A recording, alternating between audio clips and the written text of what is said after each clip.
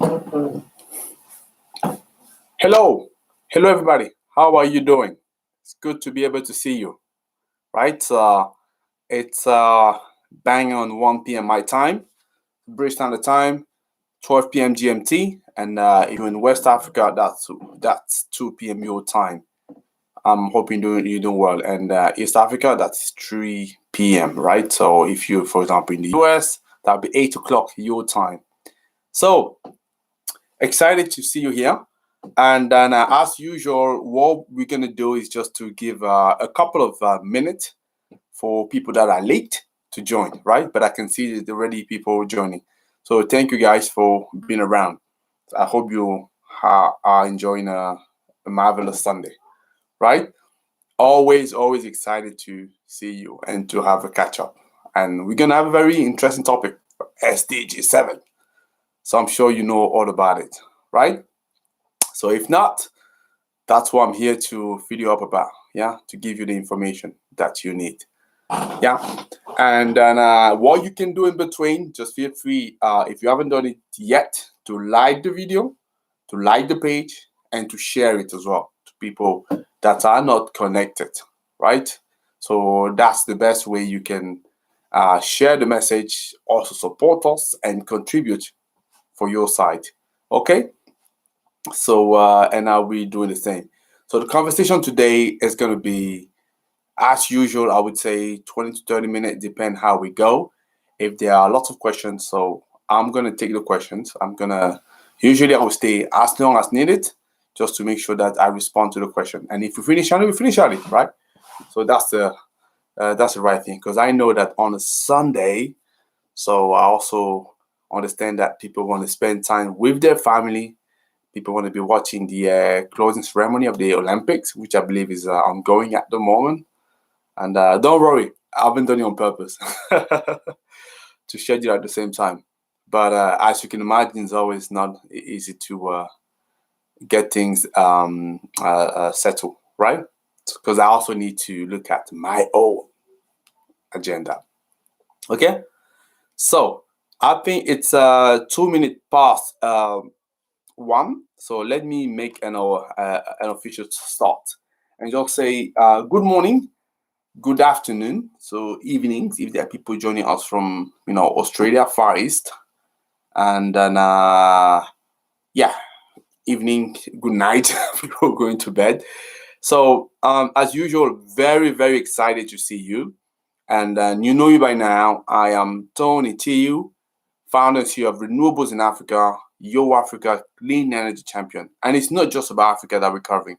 We're talking about in this channel. We're talking about renewable energy in general, right? Because we are your clean energy champion. And every week, what we do, we have a topic that we bring to the floor. We discuss it. I give you my opinion. When there are questions, I respond to the questions, and we take it from there. And I'm happy to see that, week after week, there's a lot of people watching the video. I'm happy about that. So make sure that you keep on liking, you keep on sharing, and this is great. This is fantastic. Okay, so basically, what are we going to talk about today? Oh, first of all, let me thank you, because as I say, Olympics are going on right now, the closing ceremony, and you've decided that I was more exciting than them, right? Which means that I almost feel like I have a medal that I'm just winning now. Just by you watching me, you're giving me a medal, right? The medal of the audience. So thank you for that. I really appreciate it. Yeah. So I don't take it for granted. Okay. So what are we going to talk about today? We're going to be talking about the SDG7. So which stand for Sustainable Development Goal, the number 7, right? Okay. And I'm sure you all have heard about that. It's all about spreading universal electrification access to the entire planet. Yeah. And this is what I want you to reflect on today. And we're gonna talk about that, because what we also should know is we about in the last decade before 2030, so we're actually reaching the finish line. Because I was talking about referring to the Olympics, we are in a race, and our race is not finishing today. Our race is finishing in 10 years' time. That's where we're having a closing, right? And this is where we're going to see whether we perform well or not. But bear in mind that the SDGs in general, there's 17 of them. So they were launched in 2015, right, by the Secretary General at the time, so Mr. Ban Ki-moon, right? And the idea is to reach a certain number of goals. And the number 7 is to achieve affordable, sustainable, and also reliable electricity access for everybody across the planet, right? And if you look at where we are right now, we're almost halfway through the SDGs, and it's good for us to be able to look at whether we perform well or not, right? So that's what we're going to be saying. And the one thing I also want to raise to your attention is that actually August, you may not know that, is actually the SDG7 month. So usually August is reserved as a priority for SDG7. So that's also why I thought I want to be looking at that today. And the other reason why this conversation is quite important is because tomorrow there's going to be a report that's going to be released by the Intergovernmental Panel on Climate Change, IPCC, right? And they're going to release a report looking at the assessment of the climate across the world, and that is the latest report they're gonna submit. So the last one they submit was in 2013, because they actually release that every 6 to 7 years. And what is interesting about this report is actually those are scientists, including some government representative of more than 195 government that are working with scientists to come up with this report. And this report, like as I say, it's a status of what's going on across the planet and what is the fight against climate change at the moment. So it's coming out tomorrow. So definitely it's going to be an important one to look at. And obviously we're going to be able to make the correlation with SDGs 7. So that's a combination of reasons why I thought that it was good for me to be able to bring that to your attention, right? So look at SDG, how we're performing as we we've entered the last decade, looking at the finish line in 10 years time, looking at whether we're going to win the gold medal, silver, bronze, or maybe no medal at all, and also the IPCC report that's coming out tomorrow, right? So that's the scientific report, because there are 3 reports that usually IPCC will release. You have the science report, you have another one on the impact, and the third one look at the mitigation, what can be done, right? So that's sort of setting up a little bit of context for you to understand. And the IPCC basically, and the SDG7. The reason it's important to look at this report, it's because for a number of reasons, right? Because if you're an investor and you're looking at stepping into the sector, you know that the SDG7, so spreading electricity access across the globe, is giving you an idea of where the market is, because obviously the region that struggle the most likely those are big markets that you may want to be looking at. It gives you a perspective. So how are we progressing, right?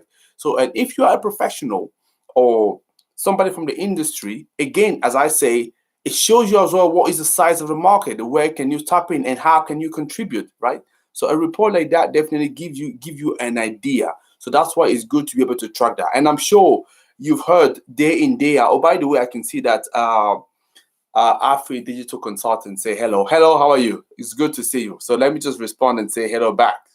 Thank you for joining. Yeah.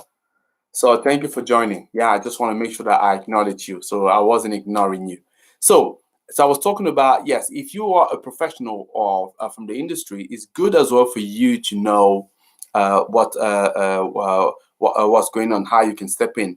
If you are from the policymaker, again, you want to be knowing whether the effort that you are taking are paying off or not, right? Or can you do better? And for general society, you want to get involved. So, and as you know, so Renewables in Africa, what we do is, first of all, spreading the news as a digital media platform for you to raise your technical awareness about renewables energy, but also what we do on the ground, we actually also are developing clean energy solutions for businesses, as you know that already. So let me now start talking about the the actual topic for real. Right, I've talked about the SDG7. So, right, first of all, it's important to understand that the SDG7, which is actually spreading affordable, reliable, sustainable, and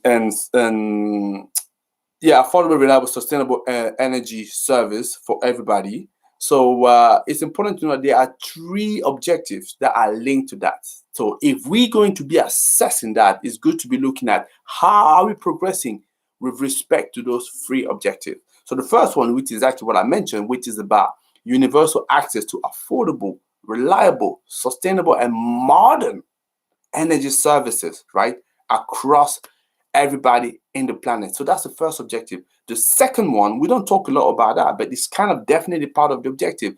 It's actually to have a substantial increase of the share of renewable energy in the global energy mix, right? So that's what you need to know. And the third one, it's about increasing the global rate of improvement in energy efficiency, and we want to be doing that by at least 2.6% annually, right? So those are the objectives that the report is looking at. So okay, so 1 second. Can you guys see me? All of a sudden my screen is all black, but I would assume that you can see me. Okay, maybe I'm having some internet connection issues, so I'm just going to pause for a second to make sure that we are back.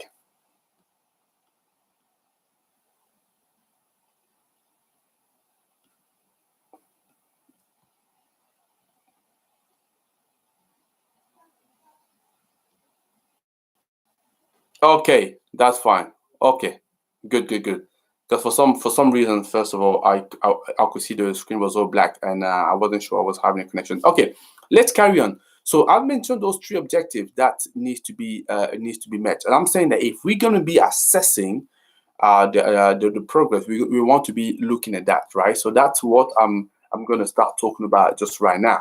So let's talk about the first one, which is the universal access. Let me repeat, it's about achieving affordable, reliable, and sustainable energy services to everybody.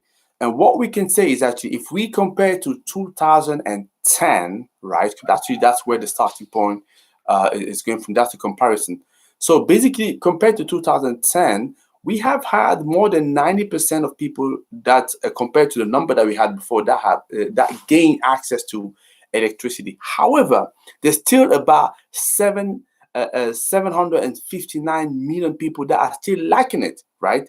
And what is important to know is that 50% of them are actually living in fragile and also conflict affected region, and 84% are in a rural area. So that means this is where we really need to go and tap into if we want to make sure that we reach 100%. So the rural area is very, very important. And as you already know, the majority of people, you'll find them in Southeast Asia or in sub-Saharan Africa. So I'm sure I'm not telling you anything new there. And in fact, what the report actually is saying is that if we're going to be reaching the universal access by 2030, so we need to be actually bringing electricity to 940 million people, right? So that's huge. I'm sure you're going to be surprised and say, so what, such a big number? First of all, I say 759 are still lacking today. But don't forget that the population is growing year on year, especially quite rapidly in those two regions that I've highlighted, where we have the bulk of people that are missing energy. So it means that you want to make sure that the rollout of electricity, of energy access, it's faster than the population growth. That's what we're saying, that taking into account the population growth, you're talking about 940 million that need to gain access, right? So, and at the moment we say we've made good progress, but still not enough if we're saying that we're going to be reaching 100% coverage in 2030. Because if we are saying we're going to be doing that, we need to more than triple the access rate between now and 2030. So that's what it means. Yes, exactly, especially in sub-Saharan Africa. And in fact, when you're doing the calculation, I don't want to do that right now, just for the interest of time, it means that in the African continent, for example, you need to electrify 85 million people every year between now and 2030 to reach this number. And 85 million people, just to give you an idea, that's about the amount of people that are lacking energy access in Nigeria, for example. It means that every year it's about the size of the Nigerian population that is uncovered by energy access that you need to reach out every year. You can see it's significant. So that shows that what we're doing right now, okay, it's nice, but it's nowhere near enough, right? It gives you an idea. So that's for the first aspect. So hopefully you were able to capture that. So how are we doing in terms of universal energy access? We've made progress, but there's still a lot that needs to be gained. What we're saying is actually 85 million every year between now and 2030 in Africa alone, right? And overall, we need about 940 million people that needs to be covered before 2030 if we're going to take into account the population growth as well. So it gives you an idea. Hopefully, this is very clear for now, right? I'm just going to, if you can, Digi Consultant was saying that she can see me. Okay, great. Thank you very much for that. So if you have a question, by the way, just drop it in the comment box and I'll respond to that. So if not, let me now move to the second point that I wanted to say. So in terms of the renewables energy, so the target is saying that we want to have a target of about, a substantial increase of the share of renewable energy globally if you compare to the global energy mix. And renewables energy is one of these area that has had an unprecedented growth, significant growth over the past decade. And that especially true in the electricity generation market, right? Because, renewables energy is not just in power sector, as you know. You also have it, for example, heat and cooling and also transport. But when it comes to the power generation, there has been a substantial amount of renewable energy growth. And you know that, right? Because more and more people are talking about that, are interested. And what we're saying is actually looking at the COVID-19 pandemic, I think there was a bit of a fear at the beginning that it was going to sort of throw a spanner into the progression of renewables. And renewables has been proven to be more resilient than other part of the energy sector. So that has been quite encouraging. But now coming back in the context of the SDG7, if we're looking at what we had in 2010, by the way, they have released a report. So I can invite everybody to look at that report, and potentially what we're going to do in the comment, we're going to drop the link of the report so you can all go and see that. But what I can tell you is actually between 2010 and 2019, basically the share of renewable energy has moved from 16% to 17%. So that's compared to the total final energy consumption, right? So as you can see, it's very, very far still to what we need to achieve the universal energy access, because there's only 1% in about 10 years, 9 years precisely. We will progress by 1%. Yeah. And if we're looking at what people like Arena and also the IEA are saying, they're saying that compared to the global energy mix, we need roughly about between 25% and 28% of the total energy coming from renewables by 2030. If we're saying that we're going to be achieving universal access. And if we're looking even more specifically for power generation across the globe, you want to have the power generation coming from renewable by 50%. 50%, I'm saying half of it, more than half of it needs to come from renewables. And at the moment, we're very, very far from it, right? So that's what we can say. We only progressed by 1% between 2010 and 2019. And I'm sure you'll be surprised. You'll be saying, how come? Because renewable has been growing significantly. But it's also because the actual energy demand has been growing pretty much at the same proportion, right? So that's what that increase has not been quite significant if you're looking at in absolute term. So there's still a lot of things that needs to be doing here.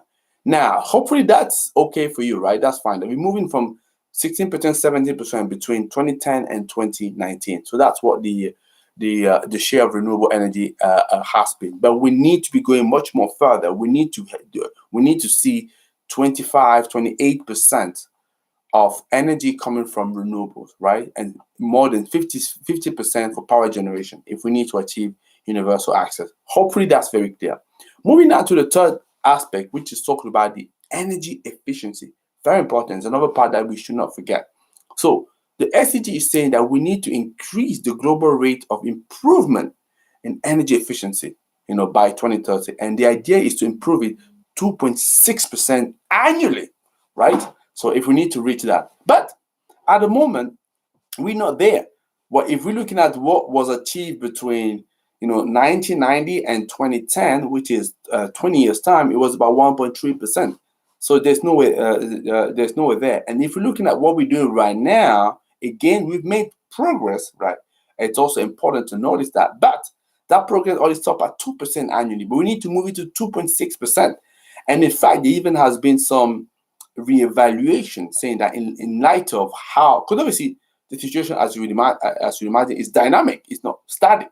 So what we're saying is that the revisions are saying that, in fact, instead of 2.6%, the new target should actually be 3% progression between now and 2030. Yeah. So in terms of energy efficiency, now we also, like I say, we actually regress a little bit compared to what it used to be, because in 2010 we had something like 5.6 megajoule per USD that we had. That was in terms of energy efficiency, and we dropped it to 4.8 megajoule per USD, right?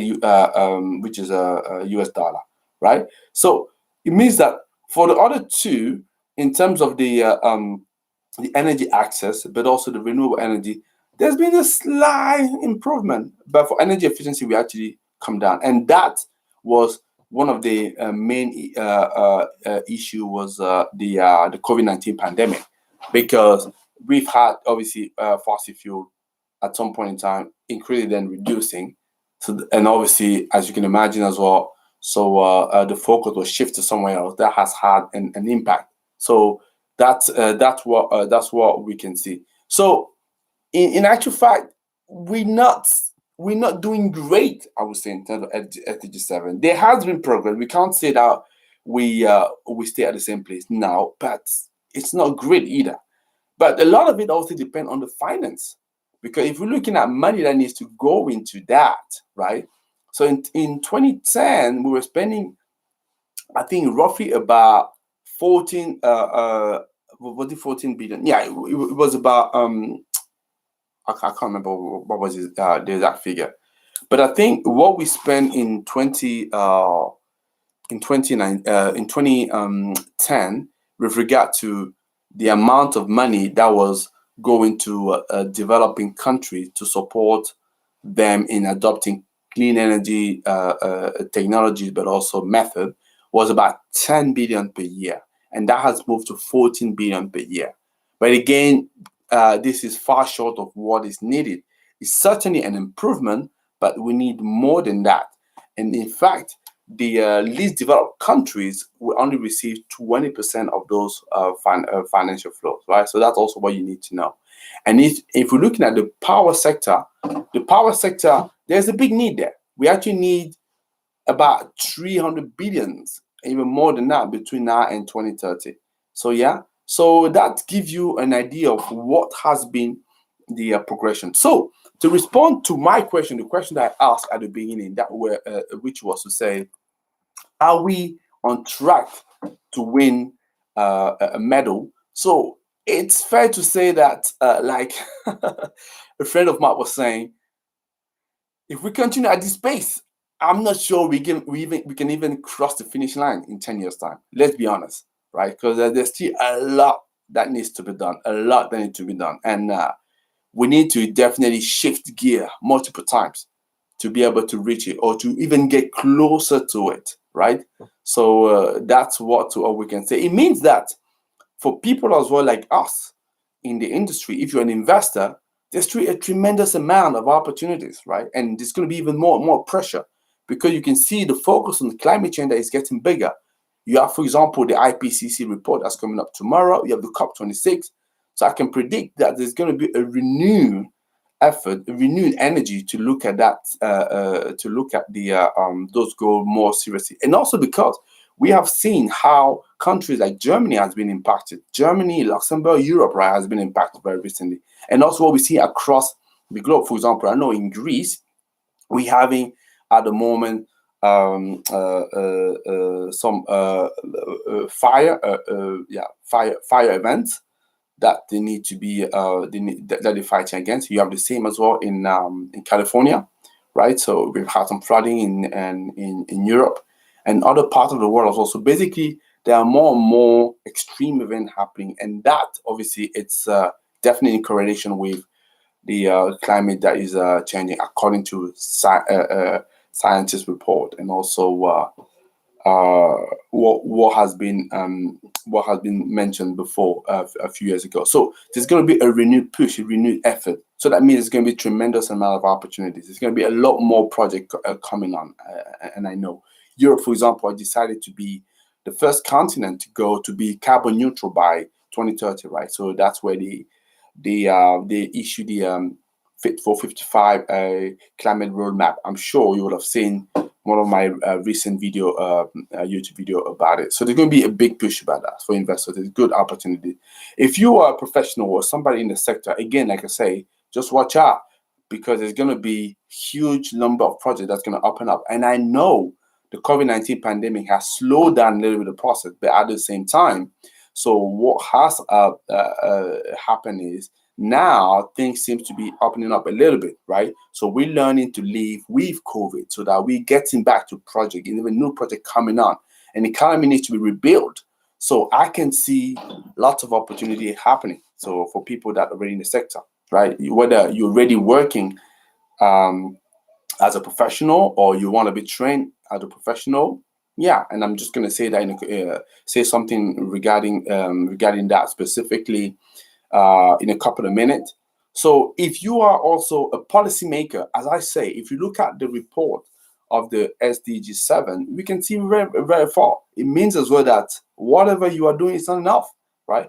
You need to make sure that policy are a lot more, I would say, inclusive of clean energy solutions. You know, the policy needs to be clearer, needs to incite for investment, and also needs to be encouraging people from the society to contribute and from the industry. So clearly, policymaker, you have a role to play as well. So, and even from civil society, you need to contribute. That's also what I want to say. And one of the best way to contribute, and that's why as well I want to finish on that, is to say that over the years, the few months, I've had a lot of people saying that I want to step into the sector. I need to learn about renewables energy, right? How do you do it? And for us renewables in Africa, as you know, we obviously have this channel where we're publishing information. Hopefully that's useful for you. And then for people that are on the ground, so we deal with clean energy solutions. We clearly at the moment are operating in 4 countries where we're doing project. But we know as well that we won't be able to achieve all of what we said here if we don't contribute one with another to bring in the skills into the sector. So that's what we've done, because we don't have the time to do one-on-one. I don't do that anymore, and my team doesn't have time to do that anymore. But we want to contribute. What we did, we actually put together some training course. Those are for people who first want to make the shift from wherever they are, get into renewables energy, find a career for them there. So we've created a course for that. It's a 2-hour course, very effective. Give you a blueprint how you can move it, how to make it happen for yourself. It's like you take inspiration of what I've done, what other people have done that I've advised, and hopefully that will make a change for you. I can tell you already that people are taking the course already. And the second course that we've developed, that was obviously we've done it some time ago, is people want to go further. They want to be a solar entrepreneur. They want to create project and get going. Again, I know it's a difficult thing to make it happen. I can't just explain that to you in a YouTube video. That will be too long. We need definitely a few months to do that. So we also create a second course, and that was actually the first course that we released this year. So what I'm going to do for you here, so I'm just going to share those two links just right now, right? So for people that are interested, so I'm just going to put that into the comment box, and make sure you go and visit it. And then yeah, and I'm sure you'll find it very interesting. Yeah, and that'd be great. So that's it about me. So about the this short video regarding the SDG7 report, right? So looking at where we are at the moment. I'm hoping you have enjoyed. If you have a couple of questions, I'm just going to take it. Otherwise, we can also call it a day if there is no question. Is there any question for you guys? It'd be a pleasure for me to respond to them.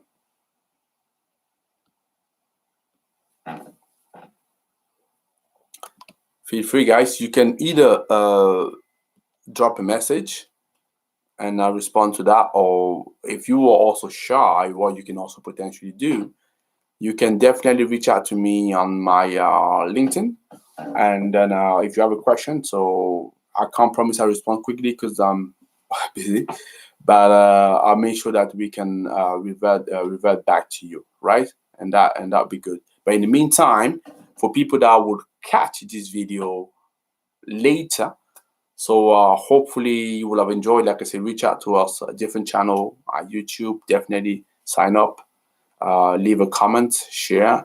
But you also have LinkedIn. You know, follow our page. Follow me, Tony Teo. Follow my colleague. You have, for example, Oluoch. You also have Kami. You have Janet. You can follow all of these guys, Vanessa. And then on Facebook, on Instagram, you can also do that, right? So, and leave us a comment. Tell us whether you enjoyed this video, you don't enjoy it, so we can see how we can also improve that. Yeah. So I don't see any questions coming. I know as well you're probably busy as well. Some of them watching Olympics and gonna catch it later. So I don't see any questions. So we're probably gonna cut it a day. So early finish for me, great as well. And we're gonna catch up as well, most likely next week. I know at the moment a few people are on holidays, so probably gonna take a couple of holidays later on for me, and we do our best just to keep on keeping those conversations, because we're doing that every Sunday, right? So usually it's between either 12 p.m. and 3 p.m. GMT time, right? So I guess it depends. It always depends on my schedule. So at the moment, it's not obvious for me to have a fixed time, because I need to keep it a little bit flexible for what I have to do as well, right? Because like you need to look after family. Okay, so that was it. Hopefully you enjoyed it, and then definitely like it. Thanks for people who like the video already. Share it among yourself, and I'm looking forward to be able to see you soon. Though, make sure that you also check those courses. You may find it very interesting for you. You will see for what they're offering, that's top value, right? Top value, and for very, very low investment, definitely worth it.